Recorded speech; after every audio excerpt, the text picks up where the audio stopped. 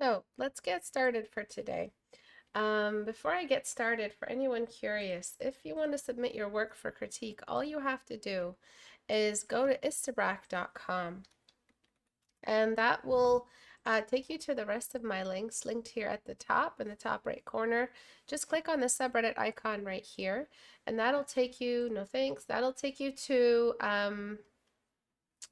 my subreddit where you can submit your work for critique. My store is also where you can find all of my brushes, portrait studio, and my masterclass. And soon my Gumroad will contain a lot more than just my masterclass. I'm hoping to populate it once I get a break this holiday season. I'll be able to really start adding more of my tutorials that have been in progress for some time. So let's talk about this piece. I think the biggest thing that's standing out, the biggest fundamental mistake, is measurement and likeness. This artist, they can paint a set of lips. They can draw a nose. They can reasonably draw the shape of an eye, but for some reason they can't put them all together on one face. And what's missing is the measurement. So let's draw some simple lines here to help us see the measurement. There's anatomical measurement, and then there's perspective lines. So anatomical lines and perspective lines. Perspective lines are, for instance, the ears aren't always going to be above the eyes, but that's because the cameraman is taller or the camera is higher than the person. And so we're seeing the ears push back into the background, making them higher along the horizon line. If the camera was lower, the ears would be lower than the eyes by a lot. So what's happening here is that this is not an anatomy line. Not all ears, and certainly not his ears, by natural placement, are higher than his eyes. Do you guys see the difference that I'm making? Sometimes if you look at a reference and you draw your lines, some things will be slightly confusing, and that's because of the perspective. Perspective lines are different than anatomy lines. Anatomy lines, for instance, are the lines where if you were to actually get a pen and draw from his eye out to his ear, you would see that the ear is actually placed at almost equal level, the top of the ear almost equal level with the eye, upper lid, or the eye area. Okay, but because of perspective, the ear looks like it's higher than the eye line. Look at that difference. So perspective line, anatomy line. Do you guys see that difference? Everybody with me? Okay, so some of these lines will be perspective lines and some of these lines will be anatomy lines, all right? So don't go saying, oh, Istebrak said all ears are higher than the eye, so that's why I draw ears higher than the eye. No, the reason why they look higher here is because the camera is taller. I really need that to set in, to sink in, to germinate in your brains, the seed to germinate in the soil of your brain and understand the difference I just made, okay? Repeat that section again, press rewind and watch it again until you understand that. So I'm going to draw with red lines now, which are anatomy lines. The anatomy lines are as follows, which is, this guy's face is perfectly symmetrical, Jesus Christ. And so I'm just drawing the actual face value. No perspective really is happening on this face area of the face, the front face. There's no cube on the front part of the cube, right? It's just the front part of the cube. So the stuff on the side of the cube, which is the temple, the ear, the side of the head, those are all experiencing perspective. So those are not redlined.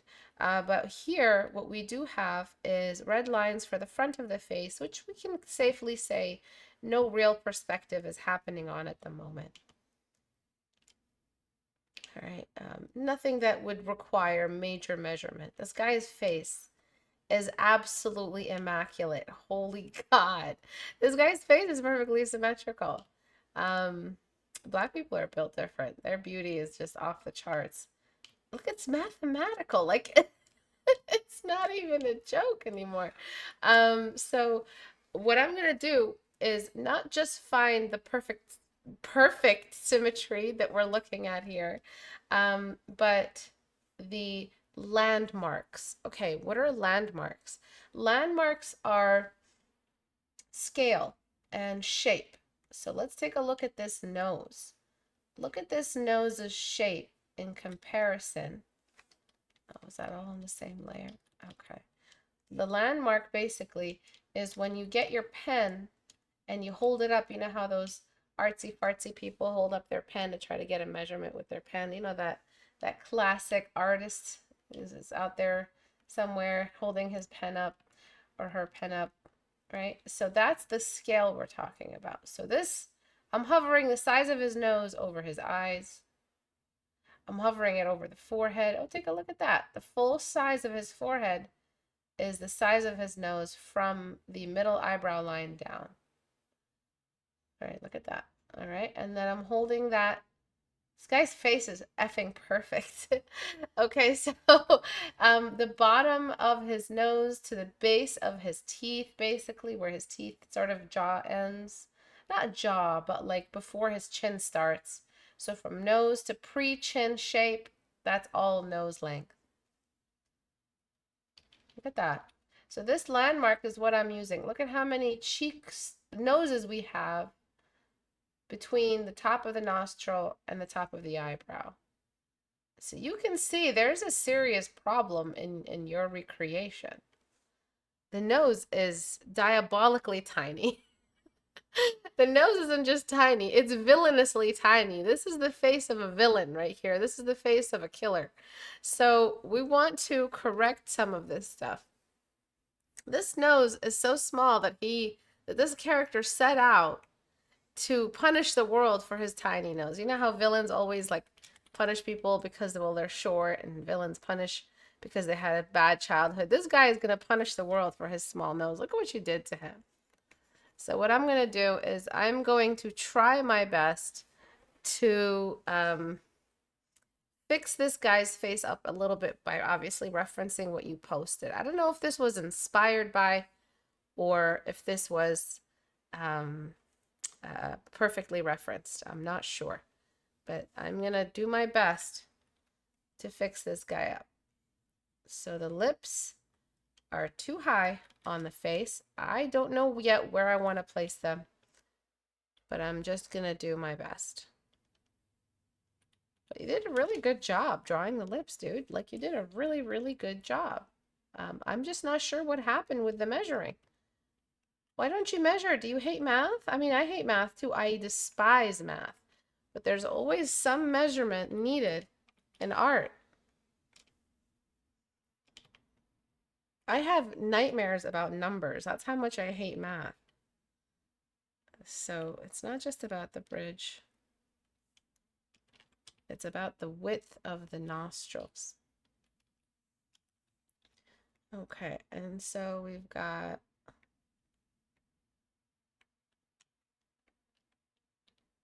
the width of the nostrils. So this guy's nose is wide. And it sits as wide as the inner corner. So you just draw a line going up. Okay, so we're just drawing a line. Come on, where is it? Okay. A line going up and then a line from the corner going down. And you can see that difference there. That's how wide we need to go. That's how much wider we're going. And this line to this line is how from this point of the nose bone, from this point of the nose bone to this point of the eye is how much nostril we're looking at. Okay, so from this point of the nose bone to this point in the eye almost is how much nostril we need to do. So I'm eyeballing for the most part.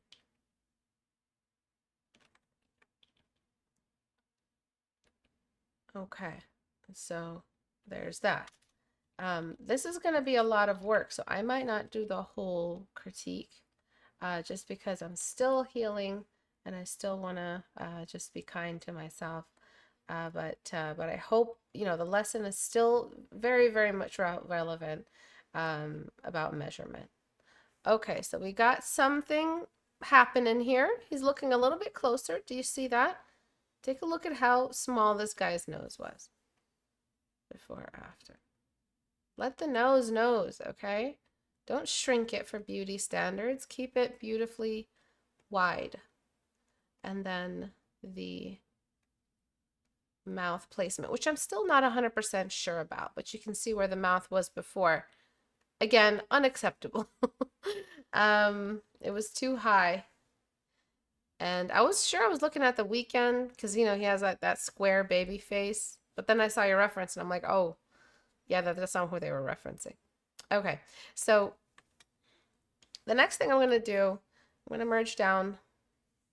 I'll merge down the mouth too for now.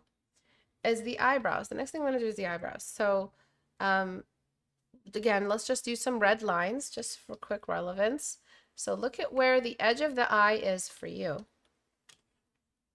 Okay. And look at where the edge of the eyebrow is that you drew. Okay. Now, look at where his edge of his eye is. Oops. The edge of his eyes. And the edge of his eyebrows. These are very, very different things. Oops. These two are not the same. You made your eye wider than the eyebrow, but your eye is already too wide for the portrait. You made your eye is much bigger. I have a feeling you have a manga or some kind of, you know, anime and like interest in anime. Maybe that's why you made the eyes so big and the nose so small by default without even like maybe noticing you were doing it. So I'm going to take the eyes, I'm going to raise them up in the canvas. Okay. That's fine for now. And then I'm going to take the eyebrows. You got the shape right, which is why I'm saying you know how to draw individual sections. Like you can draw them. You can draw individual sections just fine. But I think you struggle with combining sections together. Why? Because you're skipping the measurement, because measurement is boring.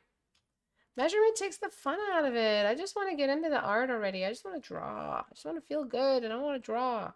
Why should I measure? This isn't math class, Istebrak. Why are you making us measure? Do you hate us? Do you hate us? All right, so I'm just doing that. Okay, some basic, really, really basic changes. Let's talk about what you did with the eyes. So you really, really overdrew the eyes. You gave us like Egyptian level beauty in the eyes. I can see why you saw that. But if you saw this curve in the eye, if you saw this curve, why didn't you also see the shadow? Why didn't you also see, like, zoom out more? You don't really see that curve when you zoom out. You see more of a shadow. You see more of a curve that's like even instead of a curve that's snaky. So that's what I'm going to do now. I'm going to just get rid of this curvature. So major surgery has been done right now. All right. No, I need to merge that down. So filter, liquefy, and I'm just getting rid of that downward shape you have. And I'm going to try to shrink the eye. So again, look how good this looks now. I did not change your painting in that the way you painted. I only reorganized where you put things. Doesn't that mean you're a good painter as you are? You just need to measure. That should make you feel good about yourself. It should make you feel good about your art. It looks good because you painted well. You just did not measure well. Okay. So if my only issue was measurement, man, I'd be happy. But back then, my issue was contrast, measurement. Oh man, I struggled with everything. Name it, I struggled with it. I added too much sparkles on the eyes. I added too much shadow on the nose. I added too much detail on the cheeks. I had no focal point. Everything was the focal point. Let the world be the focal point. And I ruined my paintings.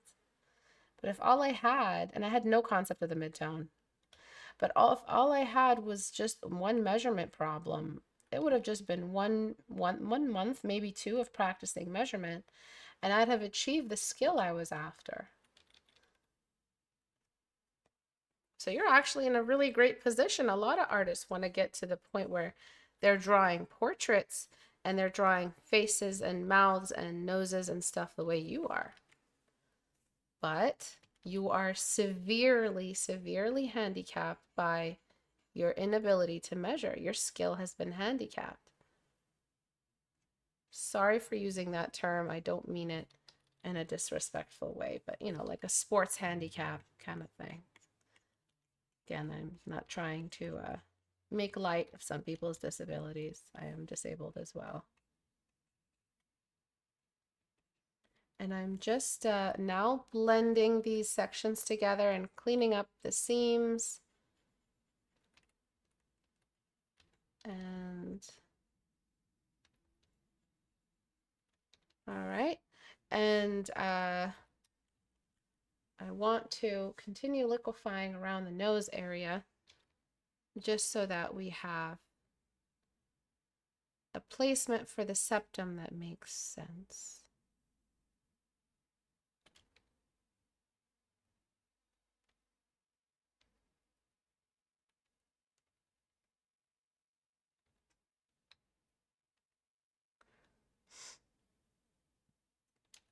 And the mouth isn't so baby-like. The mouth is a little bit wider. Has more of like a manly expression. I'm just thickening the eyebrows up. I could probably do that with paint.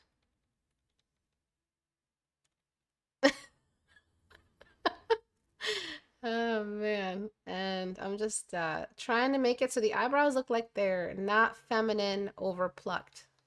This guy is as rugged gets.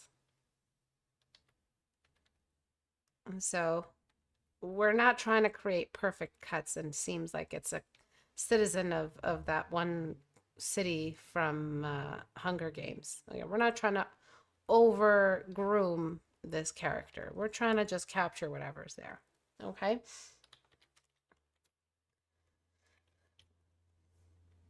All right. So, my goodness, that is a lot of measurement. Oops. Let's take a look at these changes one by one.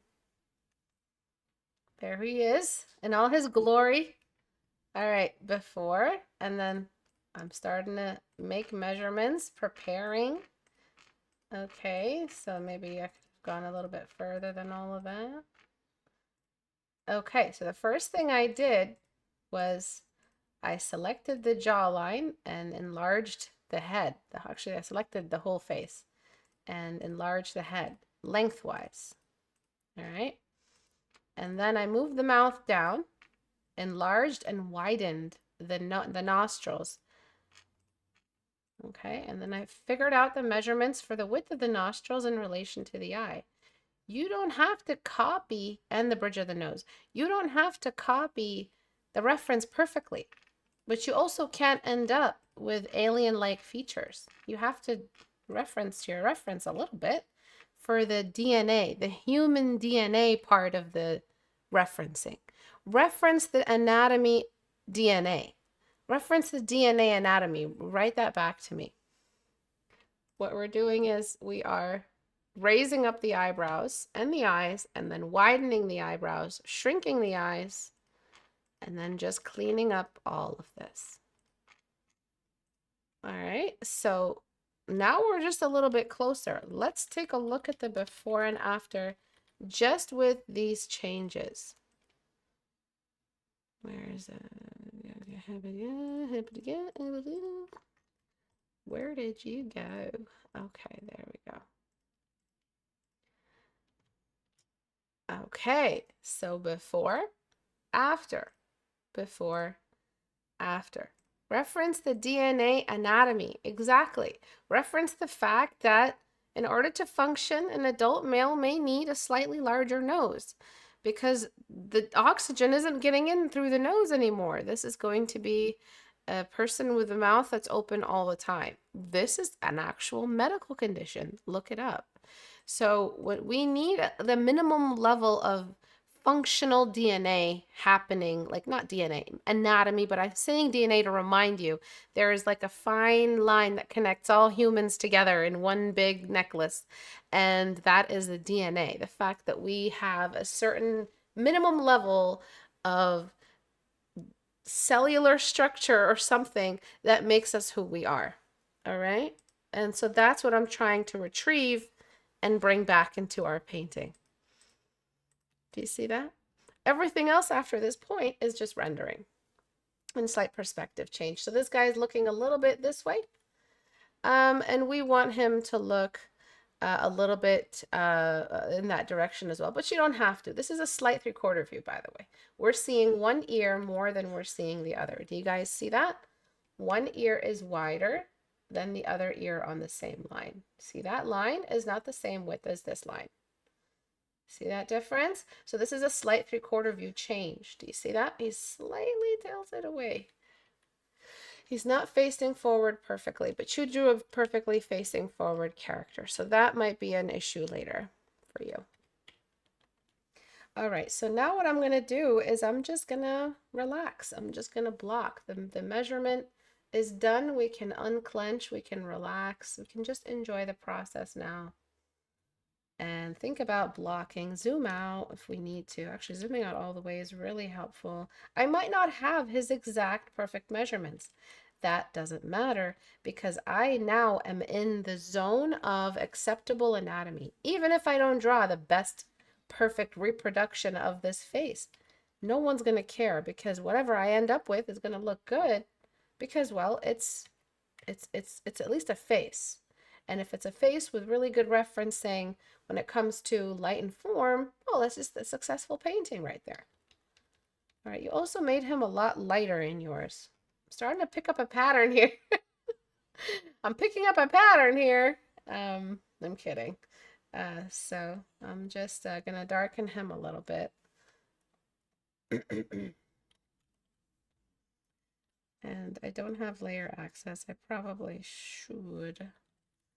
And then I'm going to just continue blocking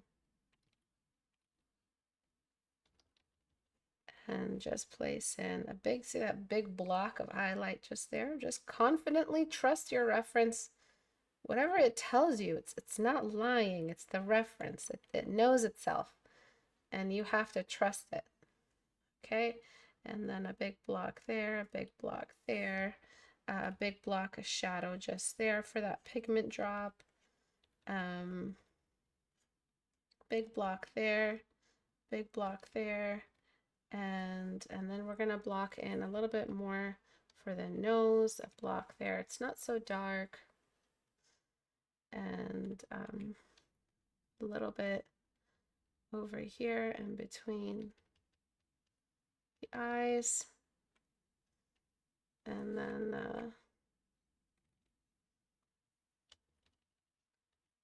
just a little bit there.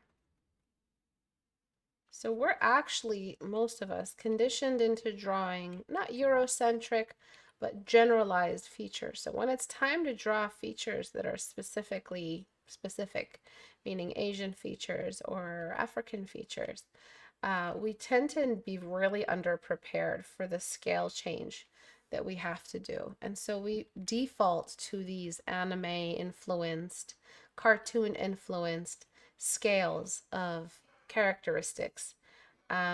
We tend to make eyes whiter than they should be, where in African skin tones, the white of the eye is slightly darkened. We tend to make the nose smaller, where obviously in the Asian and African skin noses, they're a little bit wider and a little bit flatter. The nose bridge isn't that big. You can call it Eurocentric if you want.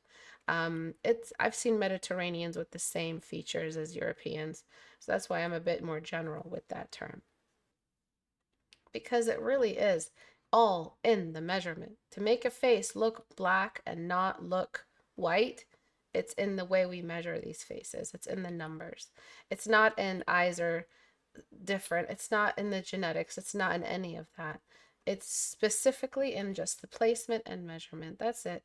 Just the landmark changes. And there's a big shadow there for the Cupid's bow and a big mustache too, if you've noticed it. But it's a hazy kind of shadow. All right, and then this is blocking. Welcome to blocking. Welcome to the world of blocking. It's so easy. You just trust your reference. You let your reference think for you. You squint your eyes. You hopefully get everything where it needs to go. I want to give this guy the same focused look. I want to do that same look. So I'm pulling the eyes inward.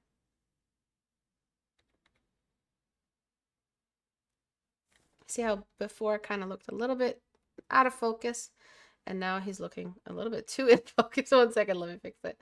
Now he's looking a little bit more like he's looking at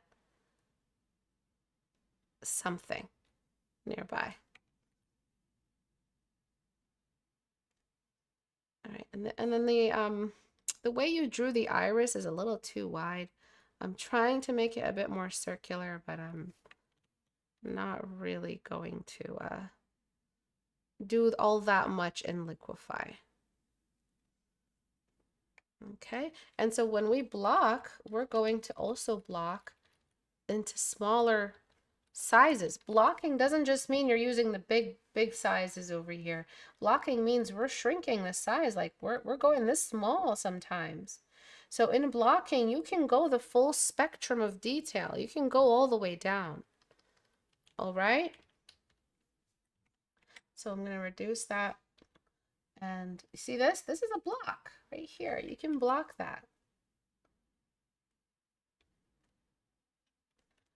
And right there, a little bit more blocking. Blocking simply means we're still on the stage where we are looking at everything as a flat plane.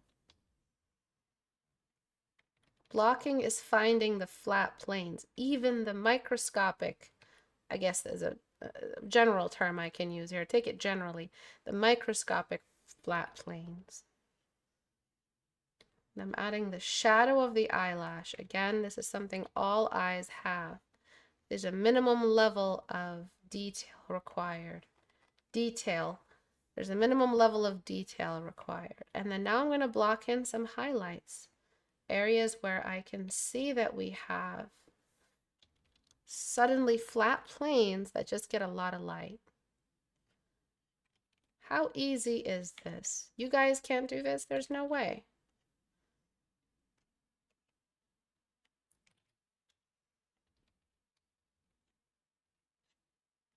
And another block there, a couple more blocks there, a couple blocks on either side of the nose. Just I'm squinting my eyes and trying to get that to look like that. Okay, and then I'm going to adjust the anatomy of the eyes. Now that we're talking about detail, the anatomy of the eyes needs that inner corner of the eye to be pinched.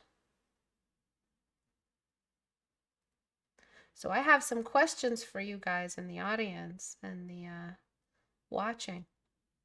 How did I figure out the size of the eyebrows?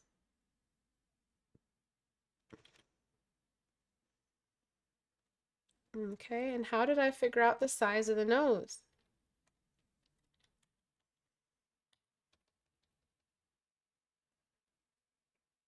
And how about the mouth width and the placement of the mouth? What did I use as a landmark at the start of the painting process?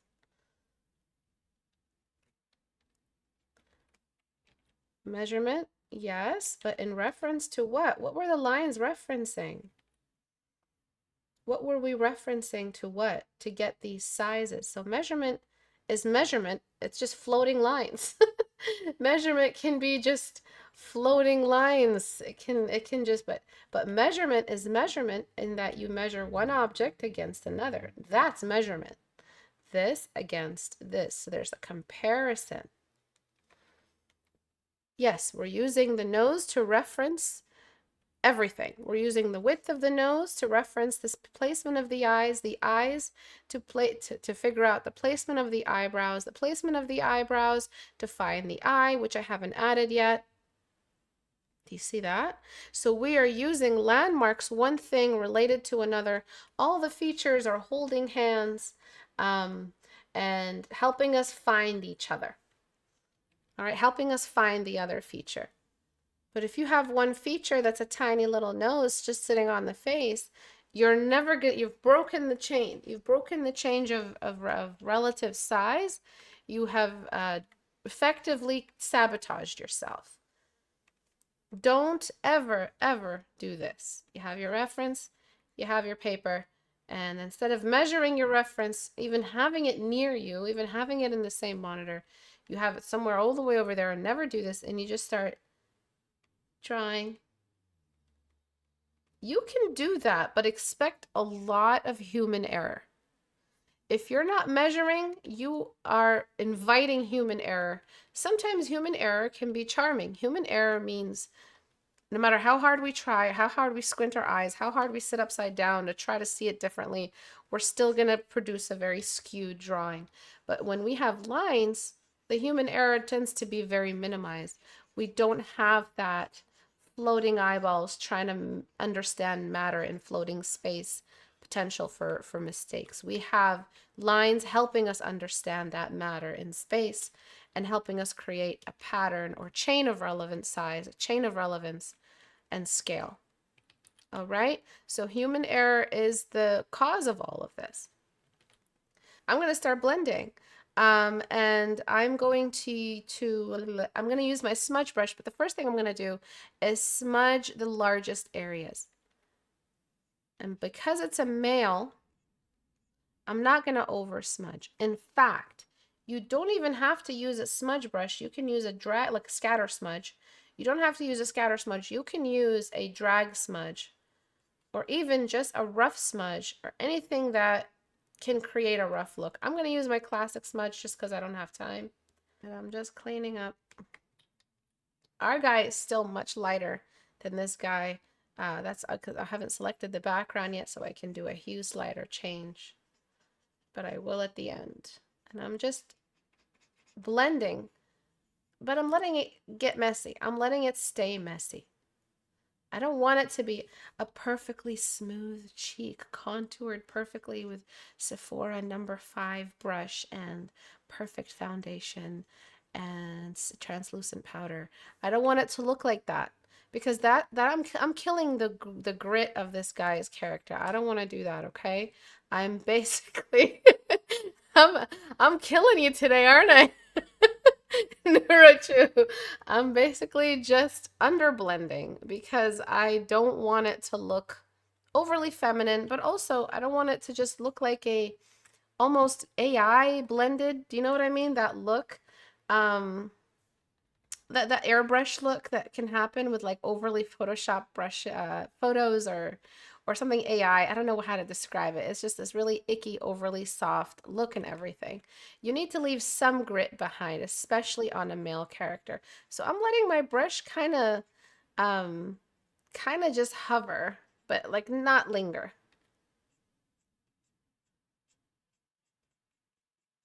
Okay, and I'm gonna still go after the smudge layer, the smudge stage. I'm still gonna go after it with a soft brush or a hard, a pencil brush or some kind of soft edge that has a bit of hardness to it. Maybe not exactly soft brush, but I want that patchiness, that uneven skin to still come through.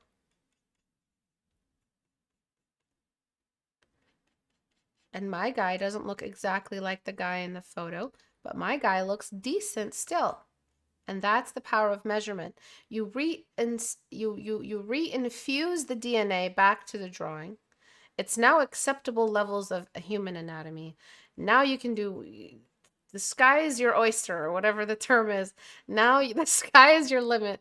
Now you can do whatever you want to the illustration. It's going to look great. And it's always nice when people see the source image and it's not perfectly like yours, because they'll be like, oh, wow, they brought a little bit of themselves in there. I love that. It's not a perfect photorealistic rendition, because there's a lot of, not that, photorealism isn't art. It's art, but there's a lot of hate for it because, well, the artist didn't infuse so much of the any of themselves into the painting, and so people don't like a perfectly photocopied reference. Anyway, your audience, I mean. But do what you like. If you like to challenge yourself, it's a challenge in and of itself, copying a reference perfectly. But it's always good to invite some of yourself to stay in the painting as well. See how my blending job isn't perfect? And it doesn't need to be. I'm going to follow up soon with a blocking brush to create wispy hair edges, some detail. This is still very, very early in the process. We're just going back down. Sorry, we were in the negatives when we started this painting. Now we're just in the neutrals. We haven't even reached the end of the process. We're just trying to get to the point where we're at least at a consistent running speed, and we're just catching up with the rendition to acceptable levels, so that if somebody walked in the room while we're drawing or painting, we don't have to quickly hide our painting because it's got nothing but mistakes. We're at the point where if somebody barged into our room, we're comfortable. Yeah, this is what I'm working on. Yeah. We're not so weirded out by people seeing our process. We're at the point where we can share it on Instagram as a quick screenshot. All right, and then I'm just cleaning up here. The sky is your oyster, yes. This isn't an English class. This is an art class. My English classes ended at university. I'm just, but look at that. See, most of these features this artist did. You guys don't forget that I didn't paint this nose. I just rearranged it. The artist painted this nose. They're really good. They just do not measure. And this is the price you pay. That's a terrible price to pay, because that's a whole lot of skill of yours that you're hiding. All right. And so now I am doing all of those little details, and I'm going to try to do as much as I can with the time I've got left. I've got like 15 to 20 minutes. So I'm going to try to just reach that same level. I'm no longer worried about likeness. I'm only worried about detail, contrast, and form. That's all I'm worried about. And the white of the eye, I'm going to bring it back, but not everywhere, only in the places where we're actually getting white in that eye.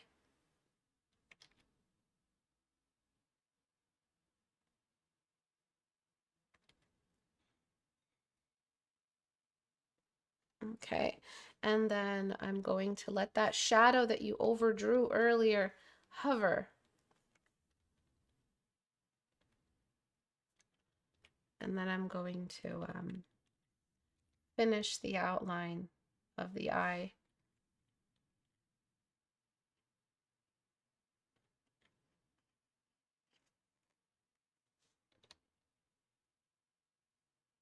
Do I have advice for adding texture to an overblended face? Reblock it, or go back in history and see if you can retrieve how it looked before you blended. Or just reblock it. Just bite the bullet, reblock it. Shouldn't take too long. Honestly, reblocking shouldn't take more than 30 minutes.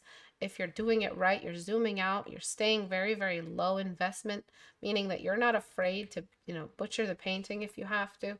It should happen pretty quickly. And then you'll be left with some nice, fresh new blocks that have more of an educated experience behind them compared to the first time you did the lap. You know, you're doing it for the maybe fourth time you're doing it. So you have some experience with the painting already by the time you added those new blocks. And so you end up with a much nicer result.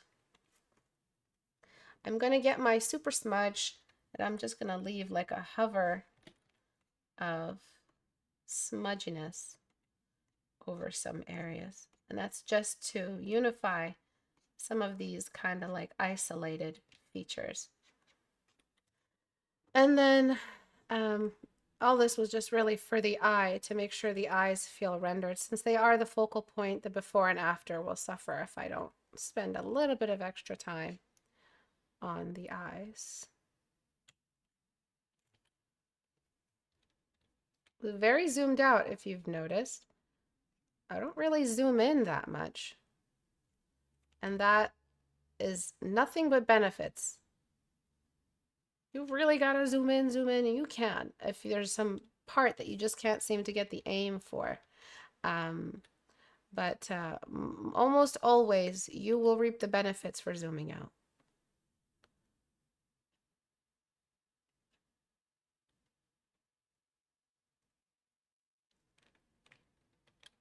Okay. And then just finishing around the eyes here, trying to make sure I have all those details.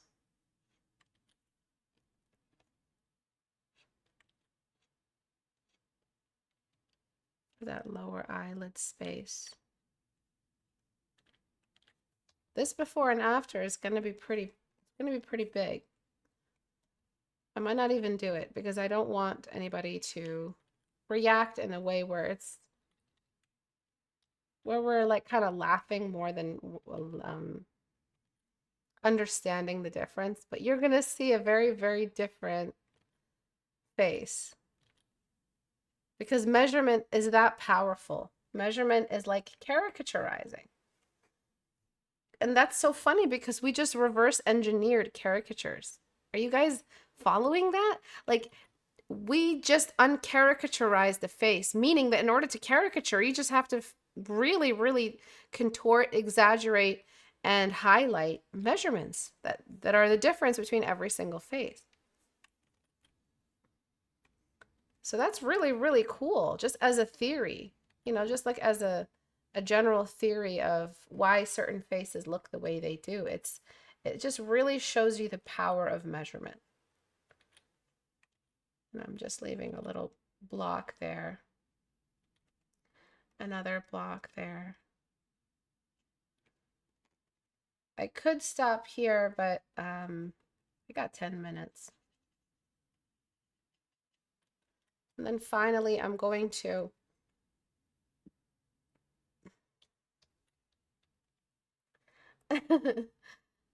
no, I don't mean fainting.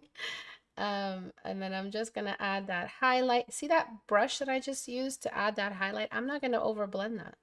I'm actually gonna leave that brush kind of messy, at least on the tip of the nose. And here, this one is just gonna get like messily blended. Again, do not over buff the face. It's just not gonna serve you. And some things I've done just out of my own whim, just out of my own creativity, like adding a little extra highlight on either side of the nose. I do love that highlight, so I like to add it. Not adding that shadow on the side of the nose here. Not crazy about it. Don't think I need it that much. Might be a cast shadow. I might add it at the end. Adding some of these brush strokes along the eyebrows.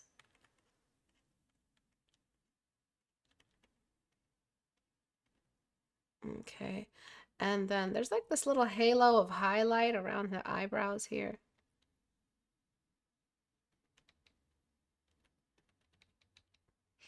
And then just an extra block of highlight, which is what makes black skin look like black skin. I should say brown skin, is that sudden spike in highlight. And I'm just gonna kind of let that blend in a messy way. Then I'm gonna finally select the background because I just didn't want to mess with that, and select inverse. And I'm going to zoom out even more, and I'm going to try to completely go as low as I can for the black that sits around the chin. Unfortunately, I don't have time to render the neck and the ears and the shoulders and the shirt, but you can see how low the darkness goes in that area.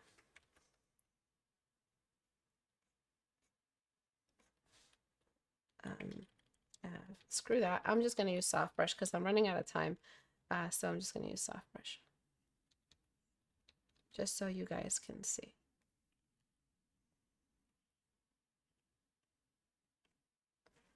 And then just gently blending away these sections.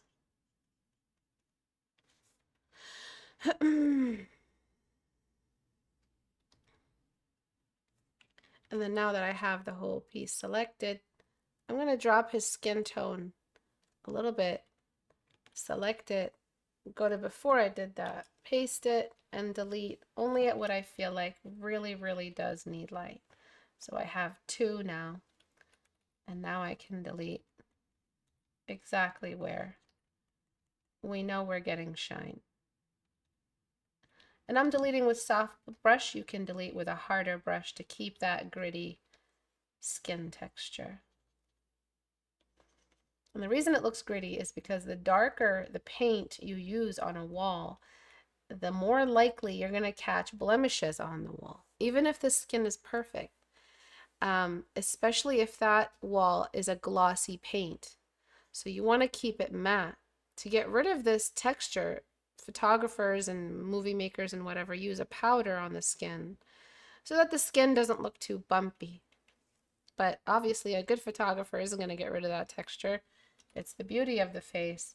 And so that's why we're seeing so much non-smooth transition in certain sections.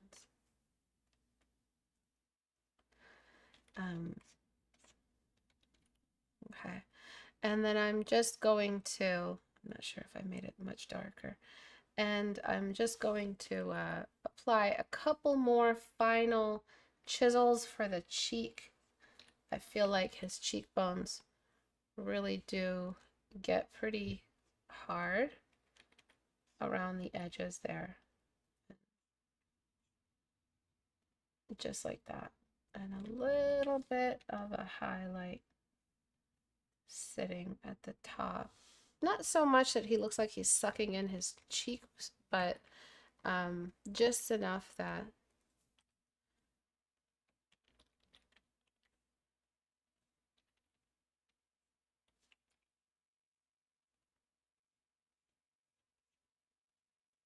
it's just the same amount of bone structure versus fat deposit visible on his face.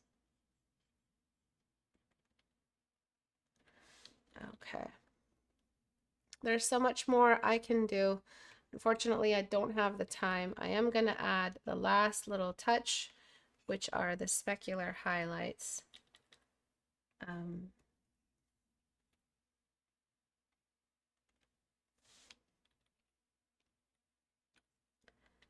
And I can literally put them anywhere and it'll look good. And just smudging them out, giving them some of the shadow of the lash over top. And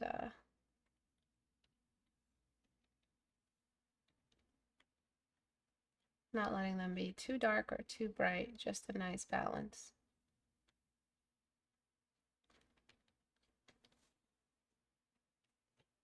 And I keep duplicating the layer and deleting away at it until I get a product I like.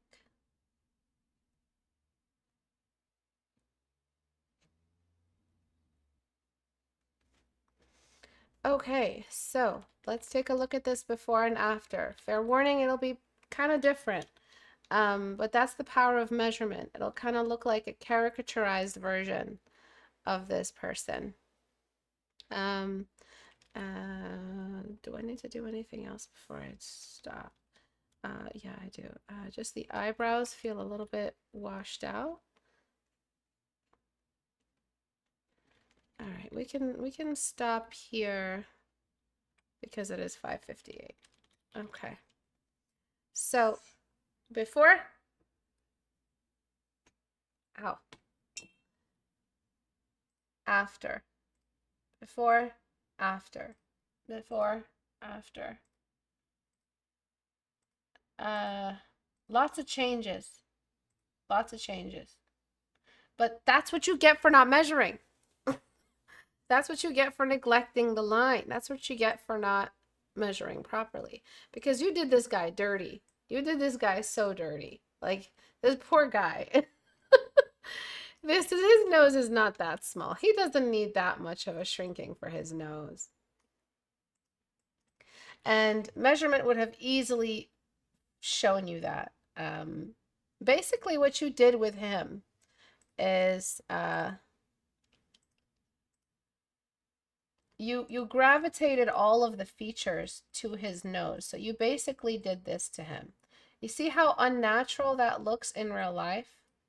It looks like a deformation. It looks like a bad nose job. People notice right away when something is slightly outside of the normal. And that's what you did to him. So you kind of created a gravitation zone in the middle of his face. And you look at how well you drew the nose though, and how well you drew the mouth. These are good edges. I did not adjust these things too much. Okay. So this was a very, very different before and after. It's hard to even compare the two. But the features were the same. Why is it so hard to compare the two? Because that's how insane measurement is. That's how important it is. That's how overpowered it is. That's how exceptionally important it is for you to measure and consider the power of measurement. Do you see what I'm saying? Like, that's why this before and after can't even be called a before and after. It's a completely different person. Okay? Do not underestimate the power of measurement in portraits, in art, period, in everything. Anatomy problems, measurement. Gesture problems, measurement. Composition, measurement. Portraits, measurement. Rotation, measurement. Placement of the light in relation to the form, measurement. It's all measurement. It's all science. And that's something you should feel, like relaxed about, because okay, so it's not a matter of me being born with talent. Just because Susie can draw better than me doesn't mean that I'm hopeless. All I got to do really is just get into the measurement, figure it out. She can draw a little bit better than me, but that doesn't make me any less. I don't have to be born with talent. I just got to learn how to measure. It's all in the science. I just got to trust the science and I'll get better than Susie. In fact, I'll be more successful than Susie. Wait, it's all measurement? Always has been. This was a free critique. This was not a critique that anyone paid for. You just have to submit it to the subreddit and you get critiqued. It's all free. The only stuff that's not free, obviously, is like my brushes and Portrait Studio, which is a referencing software, and my masterclass, which is like a gigantic class. Also on sale if you guys are interested in getting that and supporting me that way. Thank you all for watching. I'll see you guys next class. Bye.